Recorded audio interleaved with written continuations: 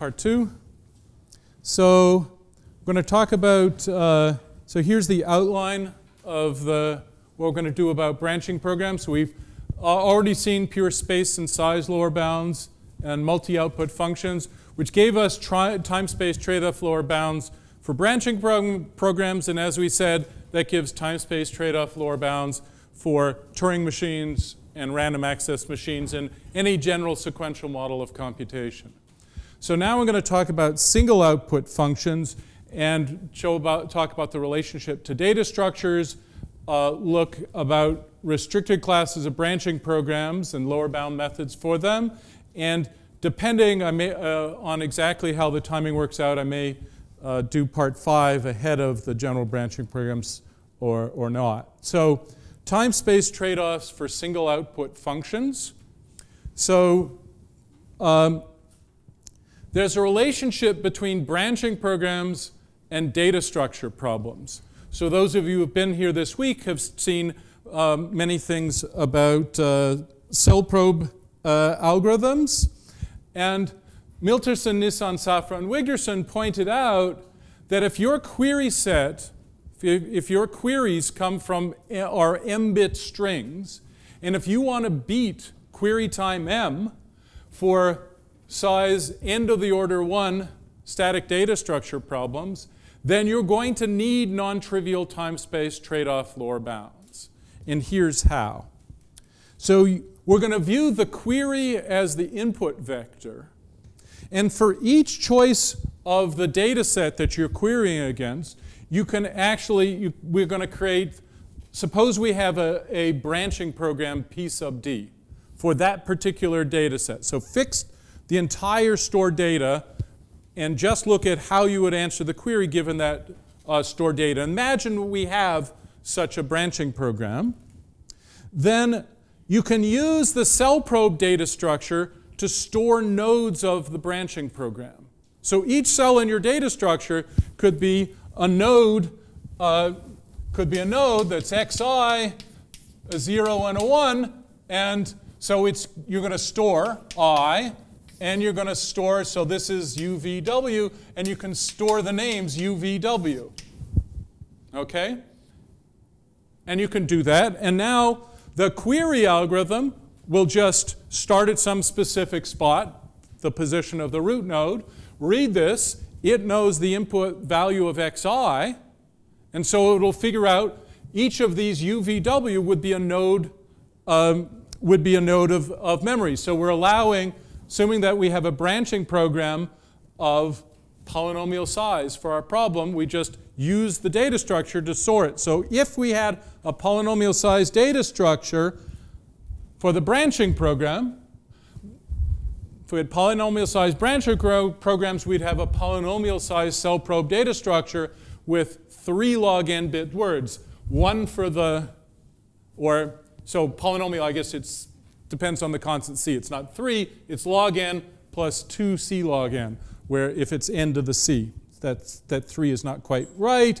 Time is preserved by this process. You just take one step, you walk to the next node of the data structure. And in fact, they observed that if you could pack more of these nodes in a single word, so suppose we did height k and packed all of these nodes in our branching program in a single word, then you could save a factor k in the time.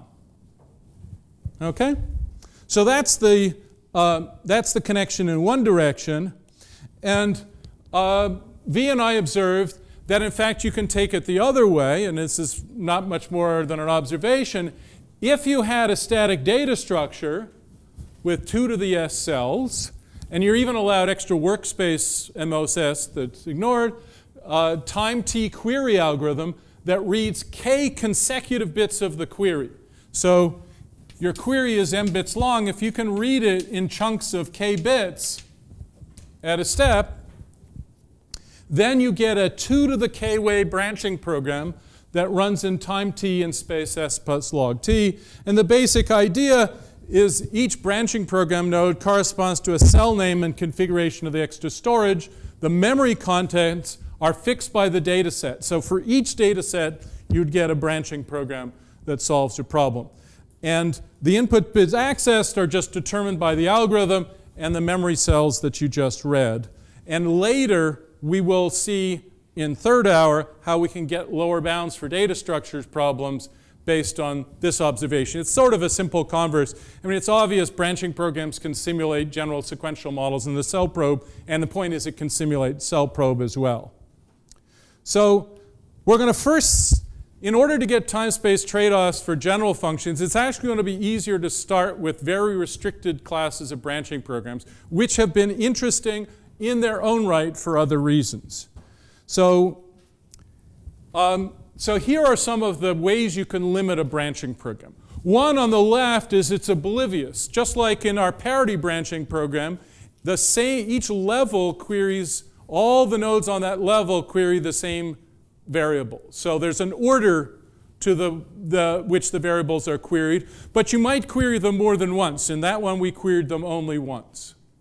Okay? Those are called oblivious or input oblivious branching programs. There are sort of somewhat time-based restrictions. So oblivious, you could have branching programs of arbitrary length that are oblivious.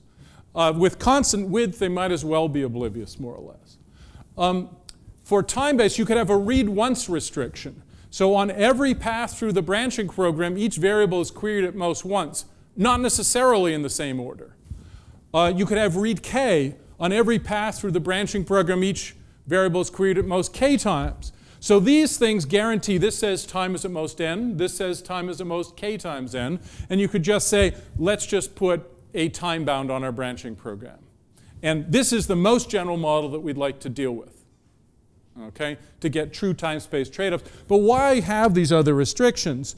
Well, this case of oblivious read-once branching programs is actually, there have been tens of thousands of papers that have used this model. So the parity branching program is an example of both of these. So they're read once in some particular order, fixed order. And there are tens of thousands of papers on formal verifications that use the OBDDs as a format for Boolean branching programs. When I did a Google Scholar search, it turned up 76,000 references. Why so successful? Why have these been so successful? Well, OBDDs, which are oblivious branching programs, read-once branching programs, for some natural functions, like the parity function, are small. But the other is that they have the good properties that finite automata do. So an OBDD is, in some sense, a finite automaton. And you'll see why. So if you've got n levels labeled by variables, they're in some particular order. So each variable occurs most once. There's some particular order, pi, that tells you what order they're queried. So let's look at that sequence, x pi 1, x pi n. Okay? So it's a Boolean function. It's a function of n bits. So it's a function of this sequence. So if we've got an oblivious branching program with ordering pi, it's a diagram of a DFA for this function. So the input string is x pi 1 through x pi n. And you're interested in those strings with that order where the function value on the original order was 1. That's, okay? And you'll see that it is a finite automaton. In fact, because they're finite lengths, it's going to be an acyclic one. There are no loops in this DFA. But because of this, if we fix the order pi, we get a lot of good properties. There's a unique canonical form. We get a minimization algorithm.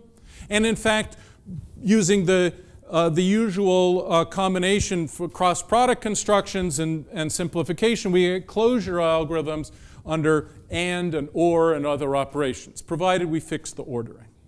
So here's an example, right? This is the DFA, the minimal DFA, in fact, for this parity function, right? That's with that particular order. Now, order can matter a lot for an OBDD, or oblivious read-once branching program. Let's look at this function. Equal of x1 through xn, y1 through yn, so I've got two sets of 2n bits, if and only if x equals y. So if I start with the ordering, the original ordering on the problem, think of what happens. As you've gone through and you've finished reading x, you have to know what it is in order to figure that y is equal to it. Right? You have to remember everything about x. So you're going to need 2 to the n nodes to remember x in order to check that x equals y. However, if we interleave the order, we get a branching program of linear size. So we just have a bunch of little checks that checks is x equal to y. And I've marked in red this failure path. We know for sure that they're different. Often in OBDDs, though I won't do it here, people will elide this and allow edges to jump over for minimum, but it doesn't change things by very much in terms of the size. Okay? Because this one just checks, it's x1 equals y when you get back here. Those are the 2 paths that get you here, and either of the failed paths gets you there. And you just repeat. Now, analyzing OBDDs, or these oblivious read-once branching programs, uses communication complexity, which you probably saw earlier this week. We've got Alice and Bob. Each has input from some space. Alice is sending to Bob. Bob replies, and so on. And eventually one of them, in this case Alice, returns the value of the function, sends the value of the function. And the communication complexity of f is the minimum number of bits Alice and Bob need to exchange to compute f on xy. Okay? And there's been lots of work proving lower bounds on communication complexity. So that's very well known. We're going to be particularly interested in a more restricted form, which is a bounded round or one-way communication complexity in the case of OBDDs. Alice is going to send something to Bob, and then Bob has to be able to produce the answer as 1 bit. Okay? Later, we're going to be interested also in the case where we've bound the number of rounds at r. So C1 with the superscript will be the number of bits for the one-way communication, and I'm going to put an r if it's r rounds. That's r 1, 2, 3, 4. Each direction counts as 1, but we don't count the output. Okay? So how can we use communication complexity to analyze OBDDs?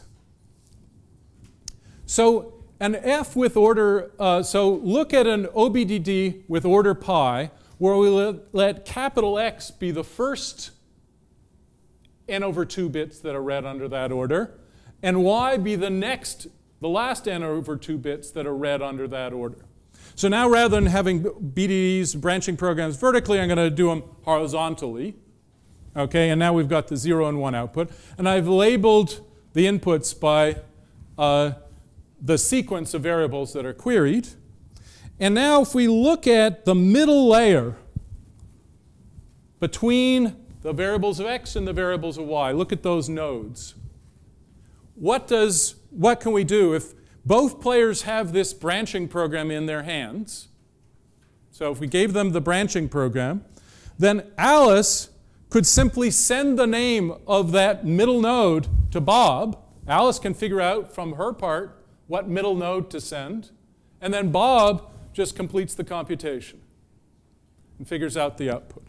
So that's the number of nodes to be sent is log of the number of bits that Alice needs to send is log of the number of possibilities here. So the size is 2 to that. The space is precisely is at least the communication complexity. But a lot of times you want to think in BDD, just think about it in terms of size and space. So it's exponential in the number of bits for one-way communication complexity. Now, that's for a specific order. So in particular, in the order we had x followed by y, we know the communication complexity. You need to send all n bits from Alice to Bob. But what we want to know is what's the best order that you could have. And so the OBD size is exponential in the best way of partitioning the inputs between the two players. So if you know under every partition a function is hard, that's not true for equal, but it is true for lots of functions, then you get a lower bound. So it's exponential in this best partition communication complexity. Now the way I've described it, I've said it depends on the exact permutation, but really it doesn't matter what the permutation is. It just matters what part of the permutation was in the first half and what part's in the second half. And we know for lots of simple functions that you need a linear number of bits, and so exponential size. So here are some. I'm not going to prove them. The first one, shifted equality. So you want to know is x equals y, but you're given also under some shift. So the shift is part of the input. It's only log n bits long, and you want to know, are they equal when you rotate them k things mod n? And that's one of the first lower bounds known for this best partition model. There's a famous one that Bryant did in his original paper, which is you're given the input and you want to know, look at the weight of the input, the Hamming weight, and you want to look at the value of x at the Hamming weight. That also is hard. And the middle bit of integer multiplication is another one where this is hard. So all of these require large exponential size OBDDs, or linear space. And so these are functions that are hard for verification. You can also get lower bounds by things that have applied to stream computation. For those of you who know this, I'm not going to really spend any more time on it.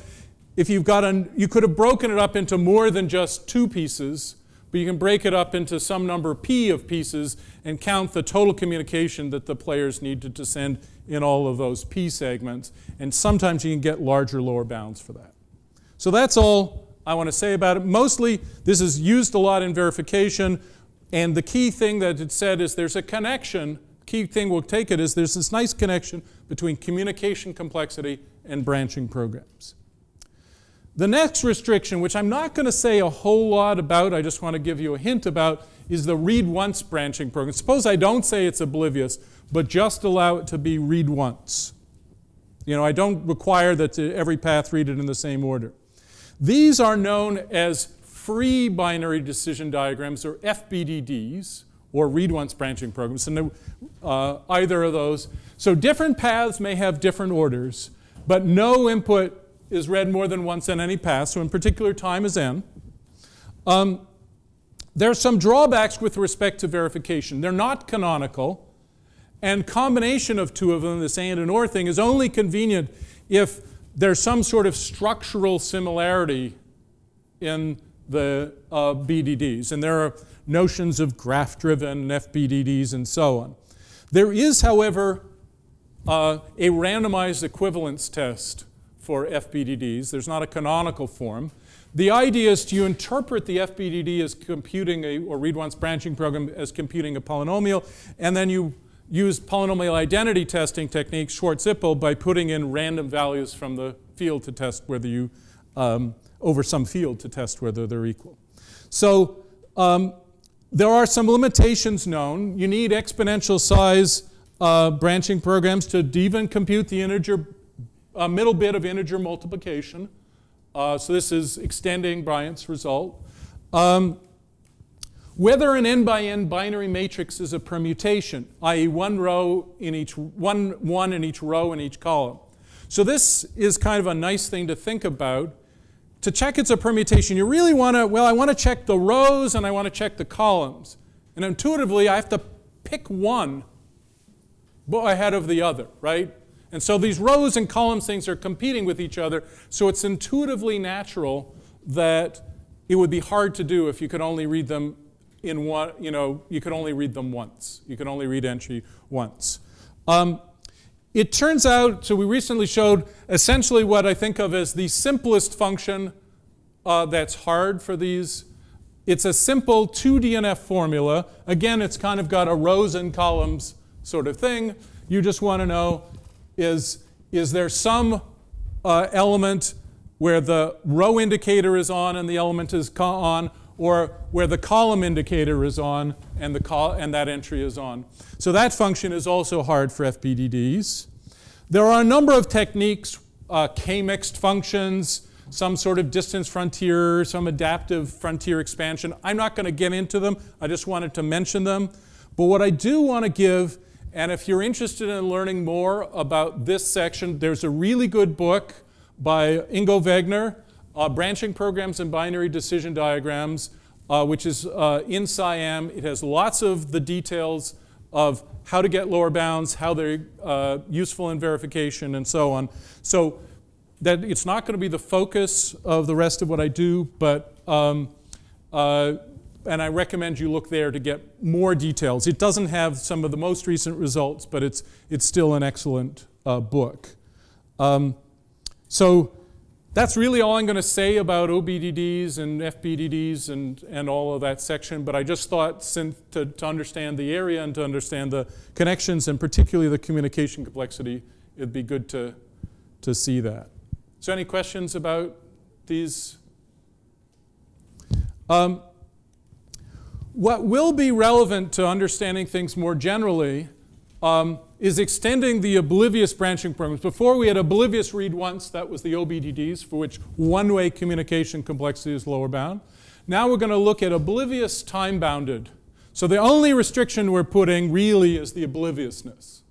That is, you read variables in some order, but you could read them many times. So, and they could be interleaved in arbitrary ways each time you read them. So these techniques actually turn out to be very important. So each oblivious branching program has a sequence pi. It's not a sequence sigma. It's not a permutation anymore, and you don't have to read them. So it's some arbitrary order. You can read things multiple times. Here x4 is read 3 different times with random, different relationships. But any particular oblivious branching program has some such order sigma. We're going to worry about what happens in the worst case over all choice orders sigma. And so there's no restriction on the variable order. So that's oblivious branching programs. And they will turn out to be, the techniques will be useful in more general version. So the analysis techniques will be based on general best partition communication complexity, not just the one-way version. There is a two-party technique introduced by Alon and Maas, and there are multi-party number on the forehead. I'm not going to say too much about these by Chandra first and Lipton, and by Nissan and Zekeri. So I'm going to go through the methods, starting with the basic ideas of Alon and Maas. So here I've laid out the branching program, and I have I've put these into blocks or layers. So just like before when we were doing the multi-output case, we're going to split this branching program into some number L of layers. Okay? You can think of those as layers, or you can think of them as segments of the string sigma, which describes what order in which the variables are read, because this is an oblivious branching program. And what we'll do is we'll assign each layer in the branching program to either Alice or to Bob. Okay? So say Alice's is the yellow, Bob's is the red, purple. Okay? What does that do in terms of the variables? We want Alice or Bob to be able to simulate their layers. So each player is going to receive the part of the inputs for the variables that are read in their layers. So in particular, we get this coloring. So Alice is going to receive x2, x20, x10, 7. Bob is going to receive x2, x4, x3, x9. And notice I've colored these a little differently because we saw Alice got x2 and Bob also got x2. So some parts of the input are going to be seen by both players in this assignment. But let's suppose we can be sure that each player gets at least m private variables that the other player didn't get. So those are the yellow variables and the purple variables in this picture. Okay? So suppose they've got m private variables. So on input x, players will alternate communicating the names of the elements of the trace, just like we did before, but only on the boundaries, the parts of the trace that go between the colors. So they go along giving the sequence of names of nodes, right? So it takes capital S bits to name one of these nodes at most. And so the number of layers is going to be, so we only care about when the layer assignment switches, so we're going to care about the number of alternations. That's going to be the number of nodes. And again, we're not going to count that as the output. So the number of rounds will be the number of alternations between layers assigned to Bob and layers assigned to Alice. That's the number of rounds we have. And there are S bits each time.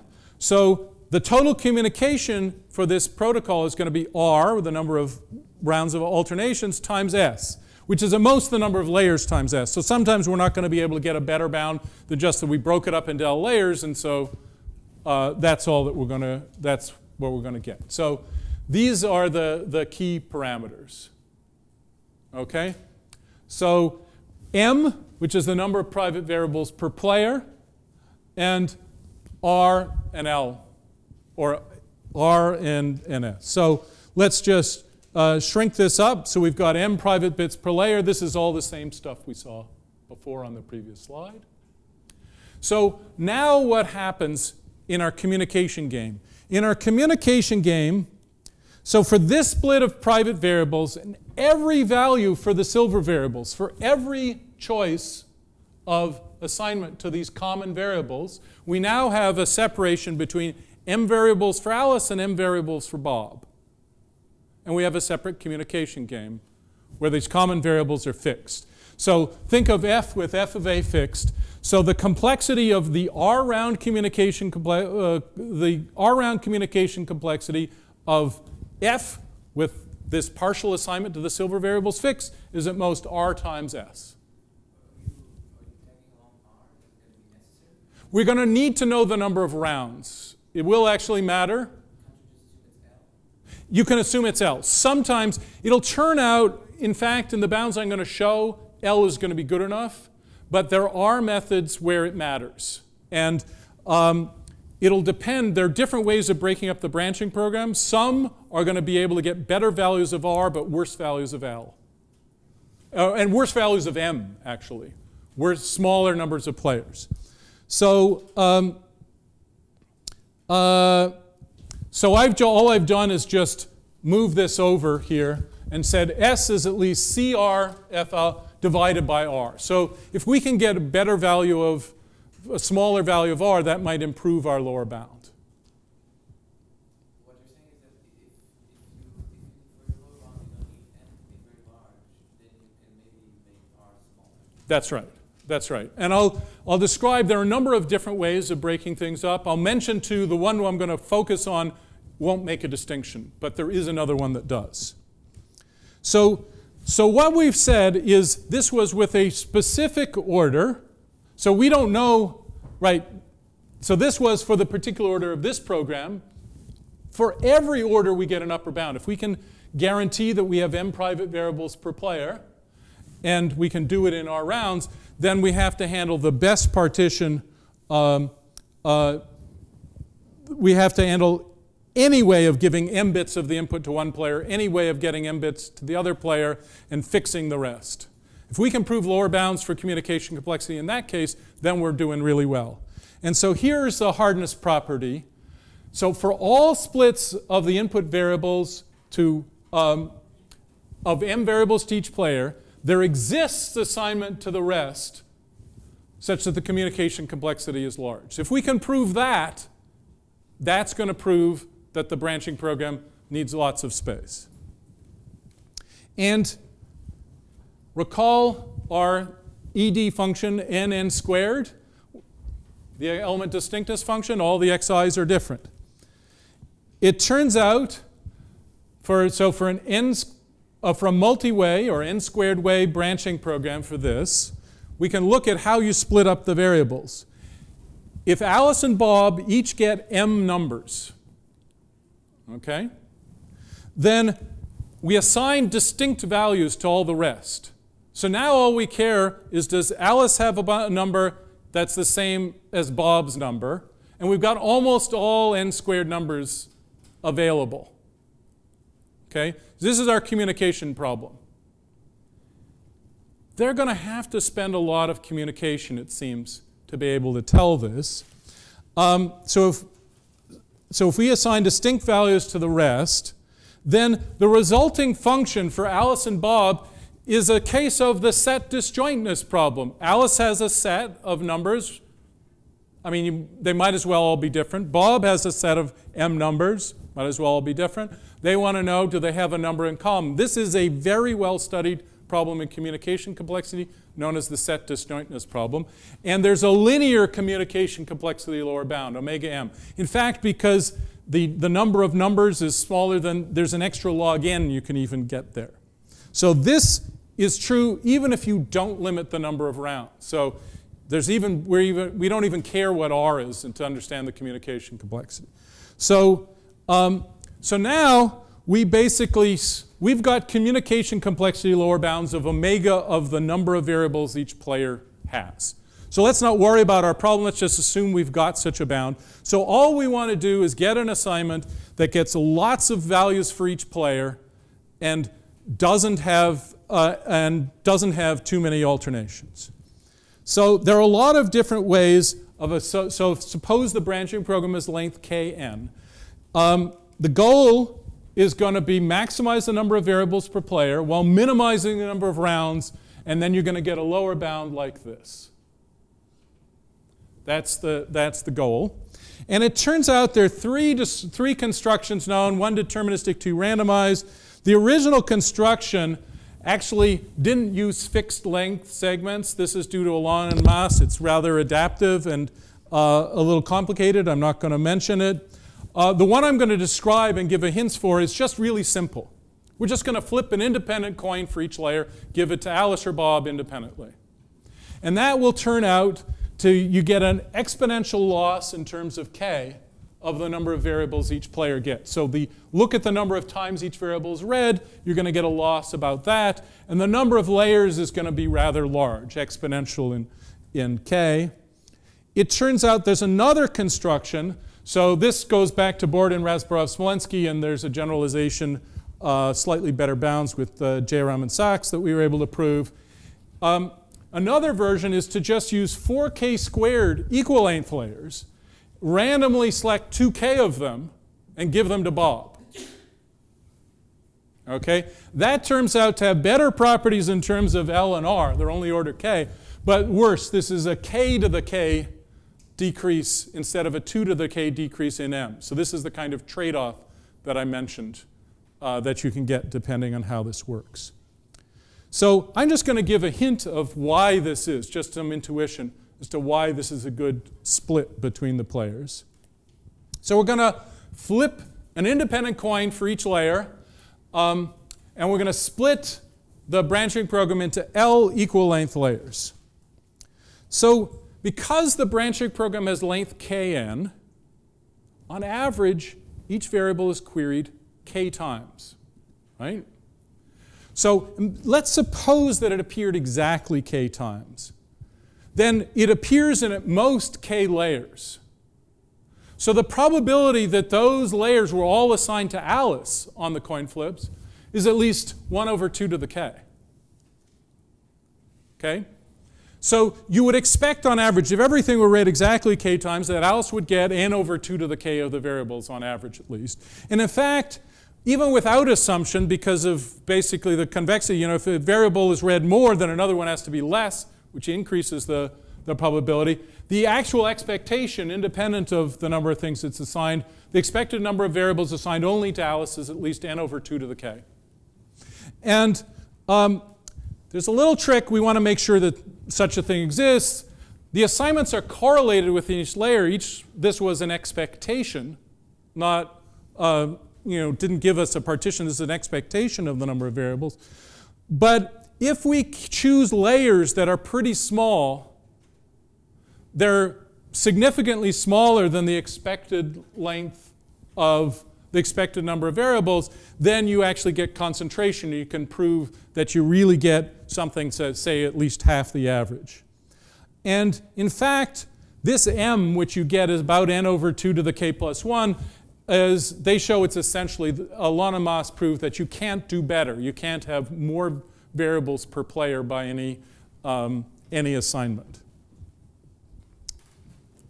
Okay. So now let's recap where we are. And we're going to get a lower bound for the element distinctness problem. We have time as k times n. The number of variables per player is n over 2 to the k plus 1. The number of rounds is this exponential in k. And our space bound is omega m over r, where r is at most L. So really all we're going to use is L for that. So let's just start plugging things in.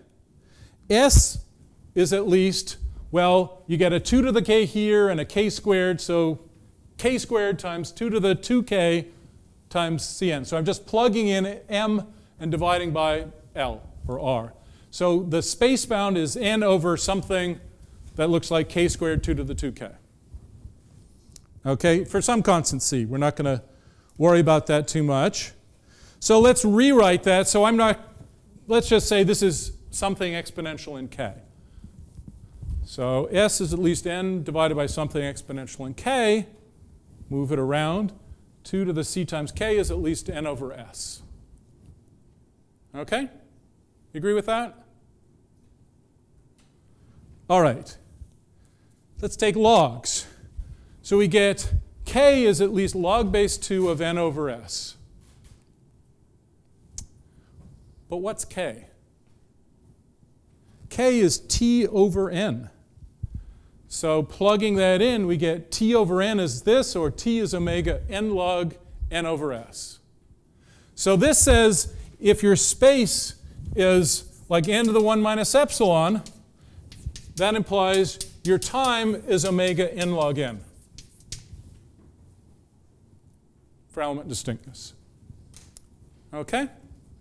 And in fact, with a little more care, you can replace this n by n log n, just by using the larger set disjointness bound that I mentioned. So that's essentially the best we can get with this two-party Alice and Bob kind of technique for communication complexity. You can get somewhat larger lower bounds using multi-party number on the forehead communication. So now, instead of saying each player gets some variables they can look at, imagine it's like the hats problem that Soren talked about, where each player sees all but a 1 over p fraction of the inputs. Okay? And you can actually come up with a layer assignment. Instead of getting 2 to the k in the denominator, you get e based on the natural log divided by k over p. So you can make k over p to be about log n, and with log n, and Babai, Nissan, and Szegedi proved lower bounds of this form, and you can get n log squared n over s as an upper bound on the communication complexity. Now, this is, so for oblivious branching programs, this is the best time-space trade-off we know. So it works up to time about n log squared n. And you can use this, prove this for a number of functions. It turns out one of the functions that we can prove this for is the following problem. Is there a path of pointers from 1 to n? So you're given a data structure. This one points here, that one points there, etc. And you just want to follow the pointers. You want to know, can you get from 1 to n? That's the pointer jumping problem. That's hard for oblivious branching programs, but it's the dumbest, simplest thing for a general branching program. It just follows the pointers. Log space, linear time. So that's a drawback of this technique, is that this technique, which gives us nice oblivious branching program lower bounds, gives bounds for functions that are trivial in the general case. Okay? So how much time do I have? I have 10 minutes. Okay, so let me try this, and if I may need to come back to it next time, which is there's a lower bound that uses some of these ideas in the case of the multi-output problems. Remember, I promised you that encoding for error-correcting codes was going to be hard. So this is branching programs encoding good codes. This is general branching programs, not oblivious branching programs. So a binary error correcting code is some map. Now, usually people are used to go from K to N, K information symbols to N. I'm going to use, because I've been using N for my inputs and M for my outputs, I'm going to use from N to M. The rate of this code is N over M. And the important factor also for an error correcting code is its relative distance. Take the Hamming distance between two words. This is the number of bits where they differed. So yesterday Terence was talking about this property. So how many positions do they differ? How many bits do code words differ? And that tells you how many errors you can detect or correct. So this is going to be the relative distance, the fraction of all possible bits on which they differ. So that's your fraction of errors that you can tolerate. Basi-Mitter proved that any branching program computing a code on n-bit numbers with relative distance delta, and they didn't state this bound, but this is the bound that we'll actually prove, which is a little sharper than they show, is n log n over s divided by log n over s plus log 1 over delta. So in particular, codes are considered asymptotically good if well, they certainly require constant relative error. Usually you want them not to grow too much, but we're not even going to worry about that for an asymptotically good code. So in particular, it says if you want to get linear time, this has to be a constant, so your space has to be linear. In order to get linear time, you need linear space. And it gets even better. You get n log n over log n. Even in this case, you'd get s equal n to the 1 minus epsilon. You'd get time is omega n log n over log n. And again, this is going to be, it's a multi-output function. So again, this is our multi-output branching program where values are going to be spit out along edges. Okay? And the goal, we're going to show that if the branching program, the encoding has large relative distance and small length, then any branching program to do that computing function must be large, have a large space. So that's the approach. So again, we're going to divide the branching program into some number of layers that's going to depend on how long it is and what the relative distance is. And I'm not going to say, so I'm going to give you parameters and then we'll actually go through and do it. So I'm not going to say how many layers we're going to pick.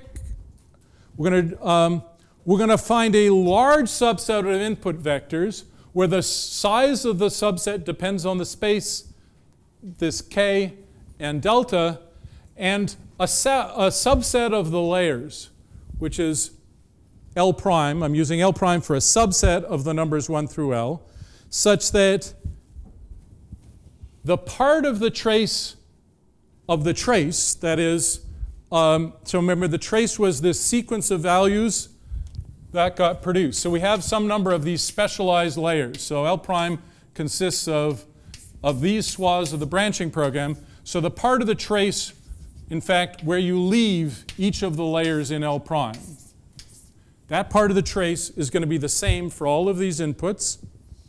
And each of these layers is not going to produce very many of the output values. They're going to produce only a small fraction, significantly smaller than the number that's needed in the relative distance. And then there are going to be lots of vectors that follow exactly the same path outside. So there's going to be lots of vectors that are the same in all the layers that aren't in L prime. So that's, and then we're going to be able to say, well, they don't spit out many values in here. They agree everywhere else. And therefore, the outputs in here can't be very different. So they've got two code words that are going to differ by very little, which is going to contradict the minimum distance of the error correcting code. So don't worry that you didn't read this that's the strategy, that's the upper, and we'll go through the details. So we're going to split the branching program, and this is based on that third strategy that had few rounds that I didn't discuss in the oblivious branching program case. So we're going to split the branching program into force k squared over delta equal length layers. Okay? So there are m output values being produced.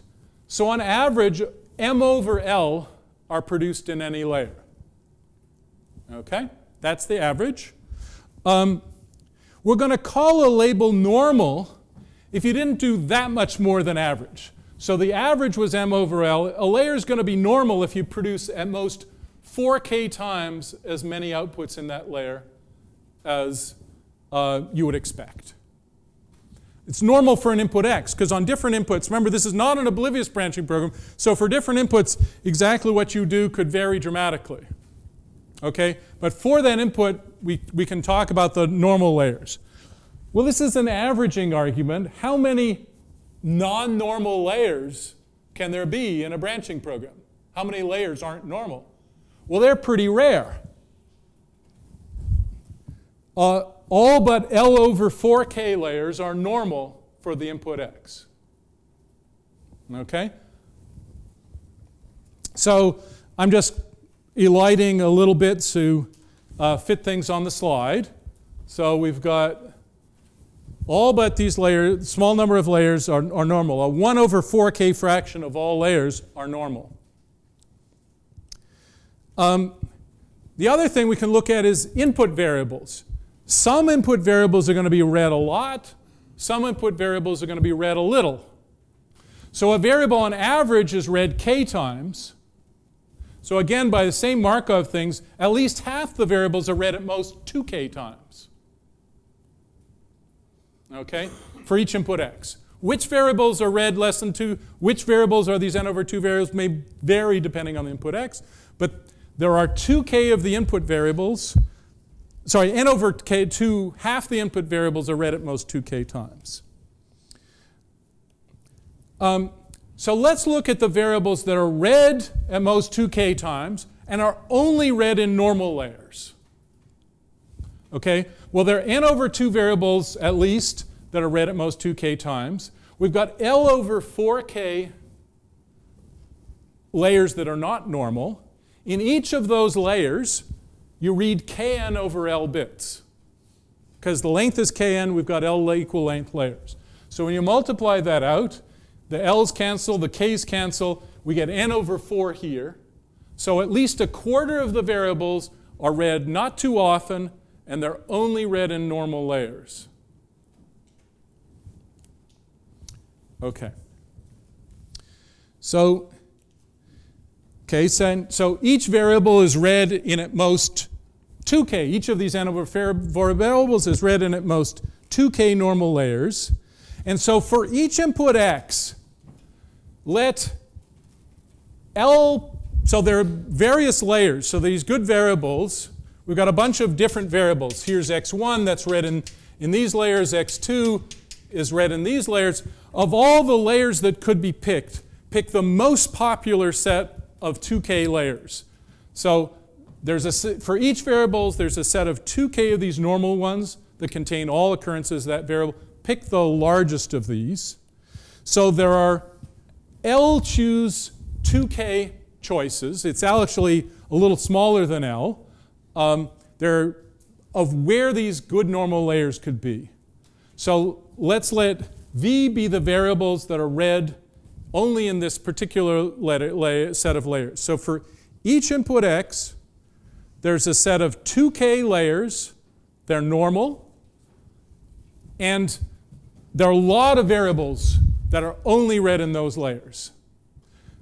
Okay? And how many outputs are produced in these 2k layers? They're normal layers. So each of these normal layers has at most that many output bits. So there are 2k layers in L prime of k. Each one reads at most this many. So it's delta m over 2 outputs of input x are produced in these layers. Okay. So here's where we are. We've got a large set of layers for each input. Lots of variables are read only on the layers on that input, and not too many outputs are produced. So again, we've got lots of different choices of input. We're going to pick the most popular set. So for each input x, we have the set L prime of x. We're going to pick the most popular one of those. So we're going to pick the subset. L prime will be a set of 2k layers that maximizes the number of inputs that like those layers. So by construction, this is 2 to the n, which is all the inputs, divided by the number of choices of layers, which again is L choose 2k. All right, so going back to our original argument, we've divided into this number of layers. We fixed a subset of layers. A small number of outputs are produced in those layers. We want to say that there are a lot of input vectors that are associated with those layers. We want to say the part of the trace is the same for all inputs. The part of the trace on L is the same for all inputs. So again, this is where we were. Let's trace of L prime be the sequence of nodes reached at the end of each layer, just like I did in this. So we've now fixed a set L prime, and we want to say, what are all our choices for the sequence of those nodes? Okay? And so we're going to pick the most popular trace. So we're going to pick the sequence of nodes, 2k nodes, because they're 2k layers, that maximizes both the number of inputs who like those layers and have that trace. And so again, by construction, there are 2 to the s choices for each of these 2k nodes, and we had 2 to the n over L choose k inputs, which is this many inputs that agree on all these n nodes and have the properties. So we've got this large set of inputs. They agree on the trace. They don't produce many output values. The only thing is we want to say that their behavior outside here is exactly the same. And here's how, this is again where we are. These are properties I just described, and this is the property we have, which is not exactly what we want. Lots of variables are only read in these layers L prime. And the claim is this 2 to the number of variables is at most 2 to the ks times L choose k. That's the claim that we're going to make. 2 to the number of variables that are only read in these layers is at most this big. And here's the proof. Suppose first the claim is true, and I claim we get a nice lower bound. Taking logs, we have this number v is at least 2ks plus log base 2k of L choose 2k. And now just plugging in this value, we have this here. And then multiplying out, so I just multiplied the whole thing out, and bringing the s over to the other side, we get this quantity. And I'm just going to upper bound this whole thing. This is L to some power of k, L to some power of k. Let's say it's most L to the 4k. Then I'm just going to plug in the value. So this is the bound. L to the 4k is at least n over s. And so plug in the value of L. L was 4k squared over delta to the 4k is at least n over s. And in fact, if you solve that, k is t over n, you get precisely the lower bound that we wanted. And the only thing to finish is to prove that the claim is true. And I'm sorry this is a little fast. Just one thing, the next hour doesn't depend on this, but I just wanted to go through this. So why is this claim true? So the claim was that 2 to the v is most 2ks, 2 to the 2ks, L choose k. Suppose not. Suppose 2 to the v was at least this quantity. For x and sigma, consider all of those variables that agree with x outside the variables that are only read in these layers. By construction, 2 to the v is, again, so this is this quantity, 2 to the v, because they're only read outside. These variables, these x primes, any x prime that's read out there doesn't look at the variables that are only read in here. Variables that are only read in here, the computation outside doesn't depend on it, so there are 2 to the v possible inputs that look the same outside as x does. And by assumption, that's this, which is 2 to the v is at least 2 to the n over omega. Well, what's 2 to the n over omega? That's precisely this right-hand side. So they're x, they agree on all variables read outside of L. They follow the same paths outside of this piece. So they follow the same paths outside, and they have the same traces. Here the purple is the set L prime. And so look at these two strings, x and x prime, that are different. So there are more than these. There are more than this many. So we've got the blue and the red ones. Outside, the green stuff is the stuff outside. They have to behave exactly the same. They can differ inside, but they can only differ by delta m over 2 outputs. So their number of outputs only differs by delta m over 2, which contradicts the distance bound for the error-correcting code. So that gives the lower bound. Okay?